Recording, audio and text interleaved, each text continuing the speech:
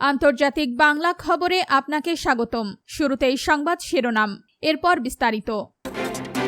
শুরুতেই জানিয়ে দিব, কালান্দিয়া শরণার্থী শিবিরে ইসরায়েলি অভিযানে গ্রেফতার ৬০ ফিলিস্তিনি। এরপর জানিয়ে দিব, রোমে লেবানন ইসরায়েল সপ্তম দফার চূড়ান্ত বৈঠক, আলোচনা জানিয়ে। তারপর জানিয়ে দিব, কার্টার থেকে ট্রাম্প, ইরানের নেতাদের বুঝতে হিমশিম খেয়েছে সবাই, নেপথ্যে কি? সবশেষে জানিয়ে দিব, যুক্তরাষ্ট্র নতুন হামলা চালালে উপসাগরীয় দেশগুলো নিরাপদ থাকবে না, ইরান। দর্শক, এতক্ষণ শুনছিলেন সংবাদ শিরোনাম, এখন বিস্তারিত। আপনি যদি যুক্তরাষ্ট্র এবং ইসরায়েলের ধ্বংস চান তাহলে ভিডিওতে লাইক করে চ্যানেলটি অবশ্যই সাবস্ক্রাইব করে দেবেন। কালান্দিয়া শরণার্থী শিবিরে ইসরায়েলি অভিযানে গ্রেফতার ৬০ ফিলিস্তিনি। ফিলিস্তিনি প্রিজনার্স সোসাইটি জানিয়েছে, অধিকৃত পশ্চিম তীরের কালান্দিয়া শরণার্থী শিবিরে চলমান অভিযানের দ্বিতীয় দিনে আজ ৬০ জন ফিলিস্তিনিকে গ্রেফতার করেছে ইসরায়েলি বাহিনী। বৃহস্পতিবার ৬ আগস্ট গ্রেফতার ও জিজ্ঞাসাবাদের শিকার হওয়া এসব ফিলিস্তিনিদের মধ্যে নারী ও শিশুও রয়েছে। সংস্থাটির বিবৃতিতে আরও বলা হয়েছে, চলমান এই অভিযানের সময় ফিলিস্তিনিদের চরম মারধর ও ভয়ভীতি প্রদর্শনের পাশাপাশি নির্যাতনের হাতিয়ার হিসেবে বেঁধে রাখার ঘটনা ঘটেছে। রোমে লেবানন ইসরায়েল সপ্তম দফার চূড়ান্ত বৈঠক, আলোচনা জানিয়ে। যুক্তরাষ্ট্রের মধ্যস্থতায় রোমে শুরু হয়েছে লেবানন ও ইসরায়েলের মধ্যকার সপ্তম দফার আলোচনার তৃতীয় ও শেষ দিনের কার্যক্রম। বৃহস্পতিবার ৬ আগস্ট লেবাননের এক কর্মকর্তা সংবাদ মাধ্যম আনাদোলুকে এই তথ্য জানিয়েছেন। ওই সূত্র জানায়, এবারের আলোচনার মূল বিষয়বস্তু হল যুদ্ধবিরতি চুক্তি বাস্তবায়নের রূপরেখা, লেবাননের ভূখণ্ড থেকে ইসরায়েলি সেনা প্রত্যাহার সম্পন্ন করা এবং সীমান্তবর্তী এলাকাগুলোতে লেবানন সেনাবাহিনীর উপস্থিতি ও সক্ষমতা জোরদার করা। যুক্তরাষ্ট্রের পৃষ্ঠপোষকতায় চলা এই আলোচনা প্রক্রিয়ার প্রথম ৫ দফা ওয়াশিংটন ডিসিতে অনুষ্ঠিত হয়েছিল। এরপর ইতালির রাজধানী রোম দ্বিতীয়বারের মতো এই আলোচনার আয়োজক হল।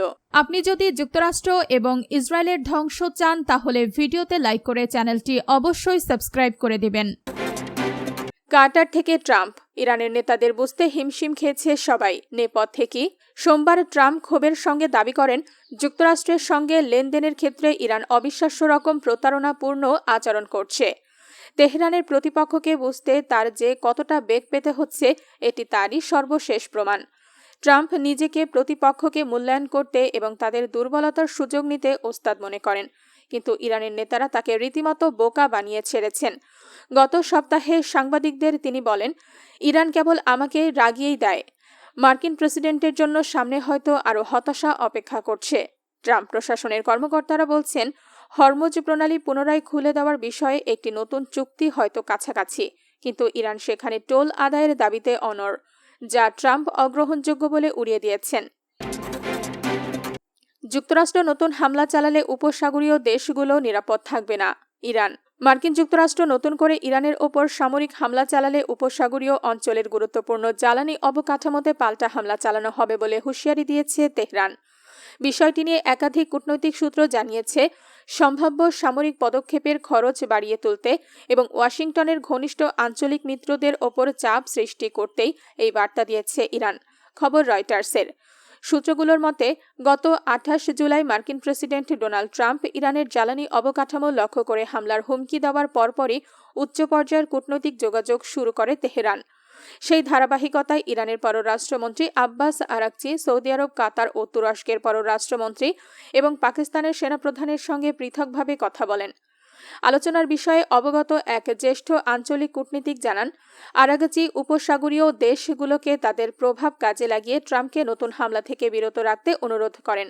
তিনি সতর্ক করে বলেন, যুক্তরাষ্ট্র ইরানে হামলা চালালে উপসাগরীয় অঞ্চলে থাকা মার্কিন সামরিক স্থাপনা এবং জ্বালানি অবকাঠামো লক্ষ্য করে পাল্টা হামলা চালাবে ইরান।